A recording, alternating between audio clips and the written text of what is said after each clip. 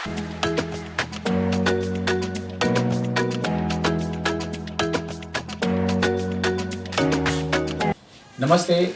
चर्चा में आपका स्वागत है। मैं हूं शिव मिश्रा।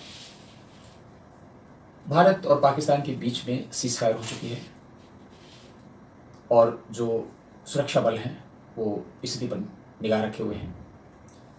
पाकिस्तान हारने के बाद भी ढिंढोरा पीट रहा है अपनी जीत का, और ये स्वाभाविक है, पाकिस्तान की आदत में शामिल है, क्योंकि 1971 1965 के युद्ध को भी वहाँ की पुस्तकों में पाकिस्तान की विजय के रूप में बच्चों को पढ़ाया जाता है। और निश्चित रूप से एक कारगिल का युद्ध भी पाकिस्तान अपनी विजय के रूप में बताता है, जो मदरसों में पाठ्यपुस्तकों में पढ़ाया जाता है। और इसके बाद में ये जो 2025 का कन्फ्रंटेशन है, इसको भी पाकिस्तान अपनी विजय के रूप में सेलिब्रेट कर रहा है। जुलूस निकाले जा रहे हैं, हथियारों के साथ लोग सड़कों पर आ रहे हैं, सब कुछ है। लेकिन असलियत अंतर्राष्ट्रीय जगत को मालूम हो गई है, और आप सबको मालूम है कि जो उनकी जो वायु सेना है और जो वायु रक्षण क्षमता है, उसका 25% भाग तो कम से कम भारतीय सेनाओं ने नष्ट कर दिया। और टर्की और चीन के समर्थन के बाद भी पाकिस्तान को बहुत मुंह की खानी पड़ी और दूसरे देशों से सीज फायर के लिए गिड़गिड़ाना पड़ा। सीज फायर हुआ और ये अच्छा है, युद्ध किसी के हित में नहीं है, हमारी अर्थव्यवस्था भी उससे प्रभावित होती। शुरुआत में तो लोगों का कहना था कि पता नहीं जो भारत ने हमला किया उससे कुछ हुआ भी या नहीं हुआ, 2-4 दिन और चल जाता और युद्ध विराम की क्या आवश्यकता थी, सीज फायर की क्या जल्दी थी। कॉमन मैन ने तो ये प्रश्न नहीं किए, लेकिन सबसे अधिक प्रश्न किए विपक्षी नेताओं ने। और उन्होंने जो पहले प्रॉमिस की थी, जो पहले वचन दिया था सरकार को कि वो मोदी सरकार के हर फैसले का समर्थन करेंगे, एकजुट रहेंगे, उसको छोड़ दिया। और उनको लगा कि जो पाकिस्तान पर इतनी अजेय सफलता मिली है भारत को, आतंकियों के ठिकाने 23 मिनट के अंदर ध्वस्त कर दिए 9 चिन्हित स्थानों पर, और उनके बड़े बड़े आका वो भी इसमें मारे गए। अब शायद इसका फ़ायदा मोदी को चुनाव में मिलेगा। और चुनाव एक ऐसी प्रक्रिया है भारत में जो हर राजनीतिक दल को प्रभावित करता है, और 24 घंटे उनके दिमाग में चुनाव ही घूमता रहता है। बिहार के चुनाव आने वाले हैं, पश्चिम बंगाल के चुनाव आने वाले हैं, इसलिए लोगों को लग रहा है कि इसका फ़ायदा भारतीय जनता पार्टी को ना हो जाए, मोदी इसका फ़ायदा ना उठा ले जाए। तो उन्होंने इसका विरोध भी करना शुरू किया कि भाई आपने क्यों सीज फायर कर दिया। और ट्रेंड चलाया गया सोशल मीडिया में कि भाई इंदिरा जी की बहुत याद आ रही है, उन्होंने तो देश एक पाकिस्तान के रूप में तोड़ के 2 बना दिए, 2 टुकड़े कर दिए पाकिस्तान के। और अमेरिका के राष्ट्रपति को उन्होंने इंतजार कराया और उनकी दबाव के बावजूद झुकी नहीं, और मोदी ट्रंप के दबाव में झुके। बहुत सारी चीज़ें चल रही हैं, वो अपनी जगह हैं, और मोदी अपनी आदत के अनुसार इन सबका जवाब समय पे देते हैं, जस्ट इन टाइम में। अभी तो उन्होंने कोई जवाब विपक्षी नेताओं को नहीं दिया है। उल्टे भारत की इस विजय गाथा को और जो समस्याएं थी पाकिस्तान के बीच में आतंकवादी और आतंकवादी की आकाओं की, उनको पूरे विश्व को परिचित कराने के लिए 7 डेलीगेशन कई देशों में जाएंगे। और उसमें जो चुनाव किया गया है सांसदों का विपक्षी दलों से, उन्होंने उन विपक्षी दलों में भी काफ़ी अंतर्द्वंद खड़ा कर दिया है। और उसमें सबसे बड़ा अंतर्द्वंद तो कांग्रेस पार्टी में खड़ा हो गया, जहां पार्टी टूटने का कगार पहुंच गई है। शशि थरूर जो केरल से सांसद हैं, तिरुवनंतपुरम से, वो अंडर सेक्रेटरी रह चुके हैं यूनाइटेड नेशंस में, और यूनाइटेड नेशंस के जनरल सेक्रेटरी का चुनाव भी लड़ चुके हैं, उसमें सफलता नहीं मिली उनको। और उनको अंतर्राष्ट्रीय जो नीतियां हैं उनकी जानकारी है, संयुक्त राष्ट्र की जो नीतियां हैं उनकी जानकारी है। वो भी अमेरिका सहित कुछ देशों के जो प्रतिनिधिमंडल जा रहा है उसका नेतृत्व करेंगे। और उनका जो चुनाव सरकार ने सीधे उनसे पूछ कर किया, कांग्रेस ने यद्यपि उनका नाम का सुझाव नहीं दिया था, 4 दूसरे नाम दिए थे, उनमें से प्रधानमंत्री मोदी ने शशि थरूर को चुना। और एक ऐसे व्यक्ति को भी चुन लिया गया जो गाहे बगाहे भारत विरोध में अपनी आवाज़ मुखर करते हैं और भाजपा के तो सख्त विरोधी हैं, वो है सलमान खुर्शीद। उनकी योग्यता सिर्फ ये है कि वो विदेश राज्य मंत्री कभी रह चुके हैं, और मुस्लिम होने के नाते मुस्लिम ब्रदरहुड में शायद उनकी पैठ होगी। जो भी हो, एक संदेश देने के लिए भी उनको शामिल किया गया। और असदुद्दीन ओवैसी भी एक डेलीगेशन का नेतृत्व करेंगे। तो निश्चित रूप से ये चौंकाने वाली, बहुत असहज करने वाली खबर विपक्ष के लिए हो गई है, लेकिन ये हो रहा है। तो इस तरीके से जो पाकिस्तान का एपिसोड है वो 2 पार्ट में था। पहला पार्ट जो ऑपरेशन सिंदूर का था, जिसमें आतंकियों के ठिकाने ध्वस्त करना, उनके आकाओं को ध्वस्त करना, पाकिस्तान को सबक सिखाना, घुटनों पिलाना, सारा कुछ हो गया है। दूसरा पार्ट जो पाकिस्तान जो एक एडवर्स पब्लिसिटी कर रहा है, एक झूठ की बुनियाद पर बहुत सारी चीज़ें लोगों को भ्रमित करने के लिए कर रहा है, और उसी आधार पर IMF, वर्ल्ड बैंक और दूसरे देशों से उसको वित्तीय सहायता भी मिलने लगी। IMF ने उनको लोन सैंक्शन कर दिया है और इन्हीं सब चीज़ों की असलियत उजागर करने के लिए भारतीय प्रतिनिधिमंडल जाएंगे। तो भारत सरकार को इसमें तो सफलता मिली, पाकिस्तान को तो निपटा दिया, लेकिन उन लोगों का क्या करें जो भारत में रहकर पाकिस्तान सरीका ही व्यवहार करते हैं। अगर हम ये कहें कि आज सिर्फ पाकिस्तान ही पाकिस्तान नहीं है, भारत के अंदर भी एक पाकिस्तान है, क्योंकि पाकिस्तान कोई देश नहीं, पाकिस्तान एक मानसिकता है। और ये वह मानसिकता है जो खलीफत आंदोलन के दौरान पैदा हुई थी। और हमारे गांधी जी, जिनको ज़्यादातर लोग राष्ट्रपिता कहने की भी भूल करते हैं, उन्होंने हिंदुओं को धोखा देने के लिए इस खलीफत आंदोलन का नाम खिलाफत आंदोलन कर दिया था, ताकि कम पढ़े लिखे हिंदुओं को या अधिकांश हिंदुओं को वो असहयोग आंदोलन का उर्दू वर्जन लगे, और लोगों ने इस ढंग से उसे लिया भी। आज बहुत कम लोग जानते होंगे कि जो खिलाफत आंदोलन था वो एक्चुअली खिलाफत आंदोलन नहीं था, खलीफत आंदोलन था। और उसका उद्देश्य जो टर्की के खलीफा को ब्रिटेन ने हटा दिया था उनके पद से, यहाँ पर यानी भारत में धरना प्रदर्शन करके और अंग्रेजों पर दबाव डाल के उनकी गद्दी को रिस्टोर करना था, इसके अलावा कुछ नहीं था। उसका स्वतंत्रता संग्राम से, भारत की स्वतंत्रता से कोई लेना देना नहीं था। लेकिन गांधी जी ने मुसलमानों का सहयोग लेने के लिए स्वतंत्रता आंदोलन में शायद ये किया, ऐसा इतिहासकार बताते हैं, लेकिन जो भी हुआ ये अच्छा नहीं था। उसमें बहुत दंगे फसाद हुए, हिंदुओं की हत्याएं हुई, मोपला जैसे कांड हुए, और इसकी परिणति खलीफत आंदोलन की देश के विभाजन के रूप में हुई। और इस खलीफत आंदोलन से चूंकि टर्की का नाम जुड़ा हुआ था, और टर्की आज भी पाकिस्तान का समर्थन करता है, उसने अपने ड्रोन्स दिए, वित्तीय सहायता पाकिस्तान को दी, अपने ऑपरेटर्स सैनिक भी पाकिस्तान भेजे, तो बाइकॉट टर्की चल रहा है, सब अपनी जगह ठीक है। लेकिन जो सिंधु जल का समझौता स्थगित किया गया था, खत्म नहीं किया गया है, निलंबित किया गया है, और उसका कोई बहुत अधिक प्रभाव भी अभी नहीं पड़ा है, क्योंकि जो सिंधु नदियां हैं जो उसमें ग्रुप में है, जो पूर्व की तरफ बहने वाली नदियां हैं उनका पानी भारत को मिलता है, लेकिन जो पश्चिम की तरफ बहने वाली नदियां हैं उनका पानी पाकिस्तान को मिलना है। वो समझौता भारत के हितों को अनदेखा करके, या आप कह सकते हैं कि पाकिस्तान को अप्रत्यक्ष रूप से सहयोग देने के लिए किया गया था। उसमें न केवल इन नदियों का 80% जल उनको दे दिया गया, बल्कि 83 करोड़ रुपीज़ 1960 की बात है, उनको दिए गए विदेशी मुद्रा में नहरें बनाने के लिए। और ये वो समय है जब भारत में नहरें नहीं बन पा रही थी। नेहरू जी को भारत में कोई विकास नहीं करना था, उनको लग रहा था यहाँ तो सब कोई ना कोई आएगा करता रहेगा। पाकिस्तान के लिए चिंता उनके दिल में बहुत थी, इसलिए 83 करोड़ रुपए विदेशी मुद्रा के रूप में पाकिस्तान को दिए गए, ताकि वो अपने यहाँ नहरें बना सकें, बांध बना सकें। वो 83 करोड़ रुपया बहुत होता है। अगर उस समय जो मूल्य सूचकांक था, करेंसी का जो रेट था, और आज है, अगर उसको हम तुलनात्मक रूप से देखें, तो आज ये लगभग 5.5 से 6 हज़ार करोड़ रुपए के बीच में बैठता है। और उधर गांधी जी आज़ादी के तुरंत बाद पाकिस्तान को कुछ कैश देना चाह रहे थे, पैसा देना चाह रहे थे, और वही शायद उनकी हत्या का कारण भी बना था। लेकिन नेहरू जी ने 83 करोड़ रुपए 1960 में दे दिए, यानी जो गांधी जी के समय 55 करोड़ रुपया दिया जा रहा था उसको ब्याज समेत दे दिया। इसके बाद इस सिंधु जल समझौते में बहुत किरदार आ गए, और उस समय जो किरदार आए वो ऐसे किरदार थे जिनको किसी न किसी वजह से, किसी न किसी कारण से मोदी सरकार से समस्या थी। उनमें जो शंकराचार्य स्वामी अविमुक्तेश्वरानंद भी हैं, ज्योतिषपीठ के शंकराचार्य हैं। हालांकि वो शंकराचार्य नहीं बन पाए हैं, क्योंकि उनका जो मामला है वो सर्वोच्च न्यायालय ने स्थगित कर दिया है शंकराचार्य बनने का, और उनका जो एक प्रक्रिया है शंकराचार्य का शपथ लेने के लिए, पदारूढ़ होने की, उस पर रोक लगी हुई है। तो टेक्निकली स्पीकिंग वो शंकराचार्य नहीं है, लेकिन उन्होंने भी बयान जारी करके कहा कि भाई भारत के पास तो ऐसी व्यवस्था नहीं है, वो पानी रोक सकता है और ये गलत है, बहुत सारी ऐसी चीज़ें की, और सोशल मीडिया में उनकी बहुत भर्त्सना भी हुई। पाकिस्तान ने उनके बयान को खूब भुनाया भी, और जितने छुटबहिये टाइप के नेता हैं विपक्षी पार्टियों के, मुस्लिम संगठनों के, उन्होंने भी कहा उनसे तो कोई मतलब नहीं, ठीक है, उनकी कोई आवाज़ नहीं है।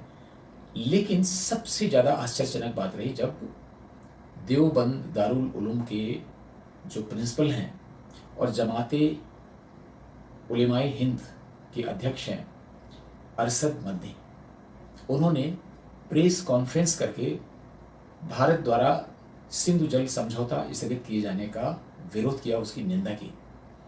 और उन्होंने इस ढंग से कहा कि भाई ये नदियों का जल हजारों वर्षों से बह रहा है, इसको कैसे रोका जा सकता है, ये बहुत अमानवीय है। और अगर आप ऐसा करेंगे, रोकेंगे, पाकिस्तान परमाणु संपन्न देश है और मरता क्या न करता, वो परमाणु भी अगर फेंक देगा, कर सकता है, ये उसका अधिकार बनता है। परेशान हो जाएगा तो आदमी कर ही देगा। तो ये पाकिस्तान की मानसिकता के लोग हैं, आउट ऑफ कॉन्टेक्स्ट है। लेकिन आपको बता दें कि जो अरशद मदनी और इनका परिवार है, वो अपने आप को भारत का परिवार नहीं समझता है। इनके जो बाबा हैं वो समझते थे कि वो मोहम्मद साहब हैं, उनके वंशज हैं, और इसलिए वो मदीना चले भी गए थे, रहे, फिर वहाँ से लौट के आए, दारुल उलूम में जो मदरसा है उसके प्रिंसिपल बन गए, और उसके बाद ये ख़ानदानी पेशा बन गया है मदनी ख़ानदान का। जमात हिंद इस्लामी है, उसके भी 2 पार्ट हो गए। इनके भतीजे एक महमूद मदी चला रहे हैं, कि खुद चला रहे हैं। और इनकी जो प्रशंसा की जाती है वो सिर्फ इस बात के लिए की जाती है कि जो देवबंदी मुस्लिम्स हैं, जो देवबंदी विचारधारा है दारुल उलूम की, उसके मानने वाले जो लोग हैं, उन्होंने देश के विभाजन का विरोध किया था। आप खुश होंगे कि भाई तो बहुत अच्छे देशभक्त हैं, इन्होंने विभाजन का विरोध किया था। ऐसा नहीं है। उन्होंने विभाजन का विरोध इसलिए किया था क्योंकि वो उनका कहना था कि पाकिस्तान के रूप में भारत के एक टुकड़े को ले लेना उन्हें गवारा नहीं है। यानी भारत के एक टुकड़े वो नहीं लेना चाहते, वो पूरा हिंदुस्तान लेना चाहते हैं। गज़वाए हिंद। तो आज जो देवबंद, दारुल उलूम, जमाते उलेमाए हिंद और जो ऐसे संगठन हैं, उनका एकमात्र उद्देश्य गज़वाए हिंद के द्वारा भारत को इस्लामिक राष्ट्र बनाना है। ये सब आप जानते हैं। हिंदू चूँकि सोए रहते हैं, उनको बहुत ज़्यादा इसमें जागृति नहीं कि इसका क्या प्रभाव पड़ेगा, कैसे क्या होगा। उनको लगता है कि अरे भाई अब तक कुछ नहीं हुआ तो अब कैसे कुछ हो जाएगा, हंसती मिटती नहीं हमारी टाइप की वो डायलॉग बोला करते हैं। तो लेकिन आप देखिए उनके दिल में पाकिस्तान के लिए कितनी मोहब्बत है, कितनी ममता है। उन्होंने कहा भाई पानी के लिए तरसाना ठीक नहीं, नदियों का पानी है, ये प्रकृति का पानी है। बाबा पानी आज से थोड़े पता नहीं कितने हजार साल से सतलज, बयास, रावी, चुनाब, जहलुम बह रहे, वहां जाकर के वो दरियाई सिंध बन जाते। आसान है इन दरियाओं कहाँ ले जाओगे? आसान काम है। मेरा कोई मुतालबा सरकार से नहीं है। प्यार और मोहब्बत की हुकूमत होनी चाहिए, नफरत की हुकूमत नहीं होनी चाहिए। आज हम जानते हैं, हम मुसलमान हैं, हम इस जिंदगी अपनी जिंदगी को गुजार रहे हैं मुल्क के अंदर। जिस चीज को बढ़ावा दिया जा रहा है वो चीज मुल्क के लिए, खुद उनके लिए भी तबाह है। आज नहीं हुआ अभी तक, लेकिन अगर ये नफरत की सियासत का दरवाजा खुला रहा, देख लीजिएगा। मैं तो बूढ़ा आदमी हूँ, कई दिन जिंदा रहता हूँ, लेकिन ऐसा दिन आ जाएगा अगर ये न रुका कि सांस लेना मेरे लिए, आपके लिए, हिंदू के लिए, मुसलमान के लिए मुश्किल हो जाएगा। तब दुनिया खड़ी होगी कि बाबा मुसीबत से टलो, किसी तरह हटाओ इन्हें, कैसे जिंदा रहेगा। और ये सिर्फ उन्होंने नहीं कहा, ऐसा कहने वाले मुस्लिम संगठनों के बहुत से लोग हैं, और उनमें सभी की बात तो हम लोग नहीं कर सकते। उनमें एक नोटेबल नाम और आता है, वो आता है महबूबा मुफ्ती का। देखिए, मैं समझती हूँ जो इंडस वाटर ट्रीटी है, इसको जो सस्पेंड किया है गवर्नमेंट ऑफ इंडिया ने, मेरे हिसाब से अनफॉर्चुनेट है। खासकर जब उमर साहब जो हमारे वजीर आला हैं, वो जानते हैं कि अभी जंग के दहाने से दोनों मुल्क वापस आए हैं और उसमें अमेरिका को इंटरवीन करना पड़ा। हमारे कई लोग यहाँ शहीद हो गए हैं, कई जो हैं गांव के गांव उजड़ गए, घर बर्बाद हो गए। इतनी तबाही के बाद अब थोड़ा सा सुकून हो रहा है। तो ऐसे में ये कहना है कि तुलबुल जो है उसको बराज को बनाएंगे चूंकि इंडस वाटर ट्रीटी अब सस्पेंड हो चुकी है, तो मुझे लगता है ये एक प्रोवोकेशन है। हम कहते हैं किसी तरह से हमें यहाँ सुकून हो जाए, आराम हो जाए, तो ऐसे में मुझे लगता है हमें वो बात कहनी चाहिए जिससे अमन बढ़े, वो बात नहीं कहनी चाहिए जिससे प्रोवोकेशन हो और जंग जैसे हालात फिर से दोबारा हो जाएं। और दूसरा, उमर साहब कहते हैं कि हम इस पे पावर प्रोजेक्ट बनाएंगे, मगर उमर साहब भूल गए जब वो दिल्ली में बीजेपी में वजीर थे और फारूक साहब यहाँ के वजीर आला थे 2000 में, तो 7 पावर प्रोजेक्ट, 1 नहीं, 2 नहीं, 3 नहीं, 7 पावर प्रोजेक्ट उस वक्त फारूक साहब ने दिल्ली को तोहफे में दे दिए, मूंगफली के दाम। तो अभी भी हमारे पास ऑलरेडी इतने पावर प्रोजेक्ट बने हुए हैं, हमारे पास इतना पानी है जिसको ना हम इस्तेमाल करते हैं, ना वो बिजली हमारे काम आ रही है, पूरे मुल्क के काम आ रही है, मगर हमारे काम नहीं आ रही है। तो ऐसे में मैं समझती हूँ कि उमर साहब का ये कहना कि इस इंडस वाटर ट्रीटी के फेवर में, सपोर्ट में खड़े होना, मुझे लगता है हम यजीद हमको नहीं बनना चाहिए, क्योंकि यजीद ने पानी बंद किया था, बच्चे उसमें मारे गए थे, उतने इतने बच्चे शहीद हो गए उस वक्त, और आज वो फिर उस शायद तवारीख को दोहराना चाहते हैं। तो मैं समझती हूँ ये बहुत गलत है, ऐसा नहीं होना चाहिए। महबूबा मुफ्ती ने तो इसकी भर्त्सना करते हुए कहा कि एक टोटली इनह्यूमन एक्ट है। ये नदियाँ प्राकृतिक हैं और ये सिंधु नदी जो बहती है इसके किनारे पर सभ्यताएं विकसित हुई, जो सिंधु घाटी की सभ्यता विकसित हुई, आज आप उसके पानी को रोक रहे हैं। जिस घाटी में सभ्यता विकसित हुई उस घाटी का पानी आप रोक रहे हैं, तो बिल्कुल इनह्यूमन है।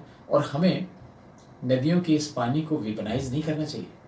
जम्मू कश्मीर शांति का संदेश दे, दोनों देशों के बीच में शांति का पुल बनाए, इस ढंग से तमाम उन्होंने बातें की। लेकिन उसका कुल मिला के लबो लबाब यही है कि पाकिस्तान के लिए उनके दिल में कितना दर्द है। और ये जो पाकिस्तान का दर्द ऐसे नहीं आ जाता है, इसके लिए पाकिस्तान को अपने सीने में रखना पड़ता है। ऐसे बहुत से लोग हैं, एक दो की संख्या नहीं है। ये बड़े नाम हैं, इनके बयान मीडिया में आते हैं, आप सतर्क हो जाते हैं, उनकी आलोचना करते हैं। कुछ नाम आप देखिए, एक अशोका यूनिवर्सिटी के एसोसिएट प्रोफेसर हैं, आप इनकी फोटो देखिए। इनका नाम है अली खान महमूदाबाद। इनको अरेस्ट किया गया है क्योंकि ऑपरेशन सिंदूर के बाद में जो प्रेस कॉन्फ्रेंस महिलाएं करती थी उनके लिए बहुत अपमानजनक टिप्पणियां इन्होंने की, और ऑपरेशन सिंदूर पर प्रश्न चिन्ह लगाने वाले नफरती बयान भी दिए पाकिस्तान के समर्थन में। और ऐसे कई लोग आपको मिलेंगे, सब्जी बेचने वाले से लेके पंचर जोड़ने वाले से लेके उपराष्ट्रपति हामिद अंसारी तक, जिन्होंने ऑपरेशन सिंदूर की किसी न किसी तरीके से आलोचना की। क्यों? वो नहीं चाहते थे कि पाकिस्तान के विरुद्ध कोई भी अभियान चलाया जाए और पाकिस्तान का कोई नुकसान हो। कई ऐसे शिक्षक शिक्षिकाएं हैं सरकारी स्कूलों में जिन्होंने अपने स्कूलों में प्रार्थना सभाएं की ताकि पाकिस्तान के सैनिक सलामत रहें, उनकी सलामती की दुआ मांगी, स्पेशल नमाज पढ़ी गई। ये सारी चीज़ें होती हैं और ऐसा करने वाले सिर्फ हिंदू हों ऐसा नहीं। आपने देखा होगा कि अभी सिरसा हरियाणा से एक लड़की है, वो अरेस्ट की गई, उसका नाम है ज्योति मल्होत्रा और इनका नाम है ज्योति रानी। इनके संबंध ISI से हैं, पाकिस्तान जा चुकी हैं, इनके यूट्यूबर हैं, बहुत सारे फॉलोवर्स हैं। तो एक तो यूट्यूबर जितने भी होते हैं और उनके फॉलोवर एक्सेप्शनली बहुत ज़्यादा होते हैं, तो आप समझ जाइए कि वो बिल्कुल रवीश कुमार की तरह कुछ ना कुछ, ध्रुव राठी की तरह कुछ ना कुछ तो उनका संबंध इधर उधर से है। इनके भी फॉलोवर्स बहुत हैं इंस्टाग्राम पे, फेसबुक पे और यूट्यूब पे। इनको भी अरेस्ट कर लिया गया है, पूछताछ हो रही है। और गली मोहल्लों में तो ऐसे लोग बहुत मिल जाएंगे। तो ऐसी मानसिकता से कैसे निपटा जाए, ये बहुत ही बड़ा प्रश्न है, यक्ष प्रश्न है। देश में बहुत से ऐसे लोग हैं जो पाकिस्तान को अपना देश मानते हैं, उनको हिंदुस्तान अपना देश नहीं लगता और इसलिए वो पाकिस्तान जिंदाबाद के नारे लगाते हैं। पाकिस्तान जिंदा, हिंदुस्तान में रहने वाला कोई व्यक्ति, हिंदुस्तान का नागरिक पाकिस्तान जिंदाबाद के नारे क्यों लगाएगा? पाकिस्तान का झंडा लहराएंगे। कौन लोग हैं ये? आप कहेंगे कि नहीं, तो भारत के नागरिक हैं, देशभक्त हैं और पाकिस्तान का झंडा लहराना कोई अपराध नहीं, अपराध है। अगर दुश्मन देश है उसका झंडा लहराना तो अपराध है। और ये वही लोग हैं जो बड़ी निर्ममता से जो सरकारी संपत्तियां हैं उनको जला देते हैं, हिंदुओं पर आक्रमण करते हैं, मार देते हैं, पत्थरबाजी करते हैं। आप सोचिए कौन लोग हैं और वो कौन लोग हैं जो आतंकवादियों के स्लीपर सेल बनना स्वीकार कर लेते हैं, बल्कि उनके साथ सहयोग करते हैं, काम करते हैं। क्या इनकी एम्बिशन है, क्या सोच है, क्यों ऐसा करते हैं? तो इनके दिल में भी पाकिस्तान के लिए बहुत हमदर्दी है और ऐसा लगता है कि वो पाकिस्तान को ही अपना देश मानते हैं। पाकिस्तान एक देश नहीं है। पाकिस्तान में रहने वाला जो एवरेज नागरिक है, मुसलमान ही ऑफ कोर्स है, हिंदुओं को तो एब्जॉर्ब कर लिया उन्होंने, जितने हिंदू थे पार्टीशन के समय। कुछ तो भाग गए, कुछ को उन्होंने धर्मांतरित करवा दिया, जो धर्मांतरित नहीं हुए उन्होंने बहुत लोगों को मार दिया, उनकी लड़कियां, महिलाएं, उनका अपहरण करके उनको मुस्लिम परिवारों में दे दिया गया। तो इसलिए हिंदू तो एब्जॉर्ब हो गए, बहुत कम हिंदू बचे हुए हैं। लेकिन जो मुस्लिम भी है, औसत मुस्लिम है पाकिस्तान में, उसकी ज़िंदगी कितनी मुश्किल भरी है। आपको भारत में तो यहाँ फ्री का अनाज मिल रहा है, राशन मिल रहा है, बहुत सारी चीज़ें मिल रही हैं और भारत के नागरिक ही क्यों, यहाँ तो बांग्लादेशी खा रहे हैं, रोहिंग्या खा रहे हैं और पाकिस्तान में वहाँ के जो नागरिक हैं वही नहीं खा पा रहे हैं। इतनी महंगाई है, तो वहाँ के लोगों का जो जीवन है बिल्कुल नर्क बन गया है। और कई बार तो ऐसा लगता है कि जो पाकिस्तान है उसका निर्माण वहाँ की सेना के लिए हुआ है या कुछ राजनयिक घरानों के लिए हुआ है, जो बदल बदल कर सत्ता में आते रहते हैं और फिर सेना सत्ता ले लेती है। यही सब मिलजुल के अपनी लाइफ एंजॉय कर रहे हैं। जो सामान्य पब्लिक है वो बिल्कुल नर्क में रह रही है। उसके कंपेरिजन में तो भारत में स्थिति 100 गुनी अच्छी है। और जो पाकिस्तान जाते रहते हैं और तटस्थ भाव से वो बताते हैं कि पाकिस्तान भारत से कम 50 साल पीछे है। 50 साल पीछे का मतलब है कि आज़ादी के बाद से पाकिस्तान बहुत थोड़ा थोड़ा आगे बढ़ा, ज़्यादा बढ़ नहीं पाया। और इसके बाद में जो भारत में जो मुसलमान रहते हैं वो दंगा फसाद करें, पाकिस्तान जिंदाबाद के नारे लगाएं, इसका क्या इलाज होना चाहिए? तो इस गटर वाली मानसिकता का कैसे हम मुकाबला कर सकते हैं? इसके लिए क्या करना चाहिए? ये अगर आप गंभीरता से विचार करें, बहुत सारी चीज़ें हैं। किसी भी देश में अगर मदरसा बंद नहीं किए गए, शिक्षा समान नहीं हुई और नागरिक कानून समान नहीं हुए, तो उस देश में जो अलग थलग पृथकतावादी मानसिकता है वो काम करती रहेगी। और जो भारत में कहा गया, जो पूरे विश्व में दोहराया गया, पूरे विश्व में कहा गया, भारत में दोहराया गया कि मुसलमान किसी के साथ नहीं रह सकते, वो बिल्कुल सच साबित हो जाएगी। और भारत का एकजुट रह पाना, अखंड रह पाना जिस रूप में बचा है, उस रूप में भी रह पाना बहुत मुश्किल हो जाएगा। इस बात को हमेशा ध्यान में रखना है। कौन लोग हैं जो भारत के साथ नहीं हैं, क्या हमें उनके साथ होना चाहिए, उनके साथ क्या करना चाहिए? उनको इस चीज़ का एहसास कराना चाहिए कि चूंकि वो भारत के साथ नहीं है, इसलिए मेरा जो परिवर्तित व्यवहार है उनके साथ इसलिए है। नमस्ते। इस अंक में यहीं तक, फिर किसी मुद्दे पर आपसे चर्चा होगी। तब तक के लिए आज्ञा दीजिए। नमस्कार।